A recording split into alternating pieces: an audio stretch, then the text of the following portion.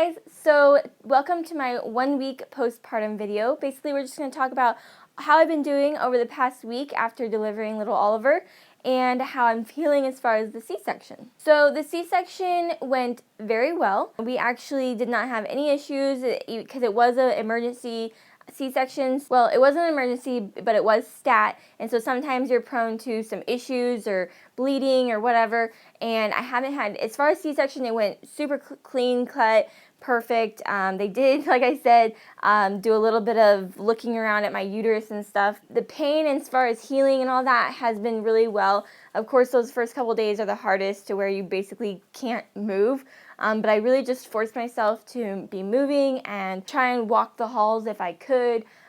Keeping up on my medication. Unfortunately, I do have to be on medication, which isn't something that I like taking, but at the same time, I want to at least be able to, take care of my baby and spend time with him, and so I have to keep up on that in order to keep the pain level down and, feel comfortable enough doing things with him. As far as my pain now, it is definitely better, but sometimes it's just really, really uncomfortable. And I will say that as far as my emotions towards that, it definitely gets me down at times, feeling like I can't believe I'm in so much pain, and it makes it so that it's harder to take care of him, and it's harder to get up and pick him up and just do as much as I would love to do with him, really taking care of him more, giving him a bath is just so hard.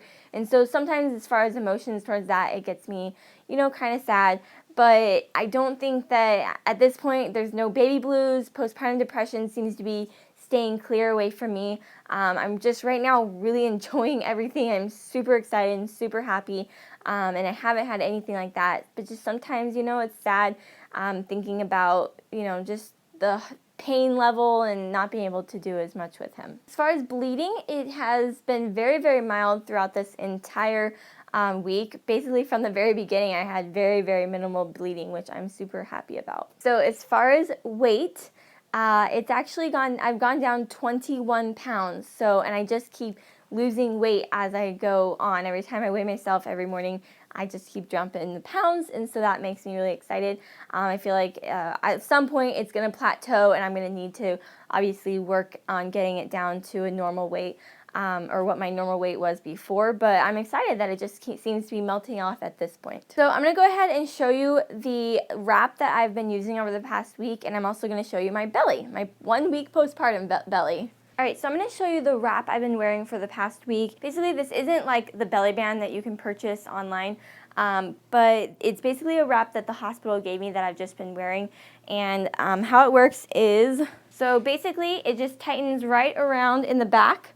And I don't think you have to tighten in the back, but I like it back there so that it doesn't make it all lumpy in the front.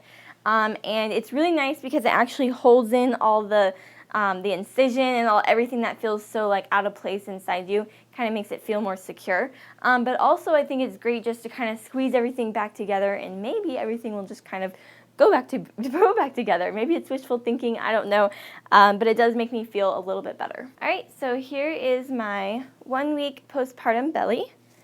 I did somehow escape with no stretch marks on my belly, which is kind of crazy. I do still have my linea nigra, I think it's linea nigra, which I think is kind of cute. And that belly button thing is still there. I kind of think it's going to go away. I don't think it's a stretch mark really, but there is kind of this little line right here, which again, I don't know if it's a stretch mark or not. It kind of looks like it, but I don't think it is because it has no indent or anything whatsoever. So I don't really know. Although I didn't escape stretch marks altogether. I do have a few stretch marks on my boobs and in my thighs. Thighs are a little bit worse, but I mean, that's not the worst place ever, because obviously all of that can easily be covered up, and so honestly I am kind of happy about that. But I have been getting a lot of questions like, what did you use to prevent stretch marks?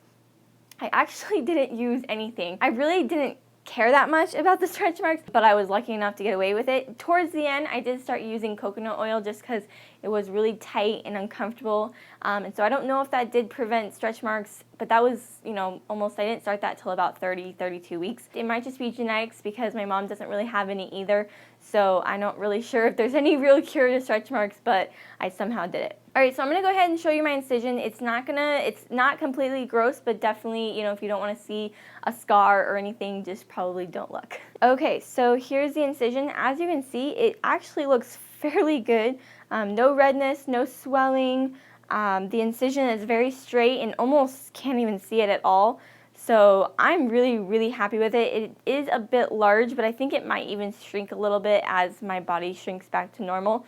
So I'm really excited about I think they did really good, especially when they were rushing around. But that's what it looks like as of 1 week. Oh, and I'm also wearing a Baby Be Mine nursing outfit. They actually sent it to me, and I just got it today, and I'm super ecstatic about it. It's actually, obviously, it's a nursing shirt, so it makes it easy to just kind of open up and breastfeed without having to take my whole shirt off or pull it up. And so it's just so comfortable and so soft. So I wanted to say thank you so much to Baby Be Mine for sending this to me. It just was a super special outfit that you guys got me in, so thank you. And I also wanted to mention that, I don't know if you guys have noticed, but I've started to get blotchy. Basically, whenever I talk about something that's emotional, or if I'm just nervous in general, or excited, sad, whatever the emotion is, I now basically get really blotchy and red. I don't know if you guys can tell on the camera right now. It's something that my mom has always been like. She gets really blotchy for the same kinds of reasons, and so we've kind of always teased her about it, and we would be like, oh mom, you need to calm down, you're all blotchy. And so and sometimes if people know about it, and she knows it's going to be an emotional time, whether she's going to a wedding or funeral or something, she'll wear like a turtleneck because she doesn't want people to see all her emotions. Something that my mom always had, and apparently as soon as I delivered Oliver, now I get blotchy. And so people have been asking me, why do you keep getting all red? And it just started, and it must just be a new thing. I don't know if it's gonna last, but it's pretty funny. And now you guys know that whenever I get red, you'll know that I'm having some sort of emotion. So that is super fun. I'd love to know how you guys were doing 1 week postpartum, whether you delivered via C-section or vaginally. But, I know that emotions can be crazy after 1 week, and so I just want to, hear your guys' story. So leave that in the comments below. I hope you guys, though, enjoyed this video. I don't know if this video is going to be a weekly thing or a monthly thing.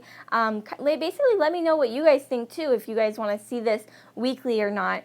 I don't know if there'll be much to talk about every week, especially once things start healing up. Alright guys, so that is it for my 1 week postpartum. Like this video if you did.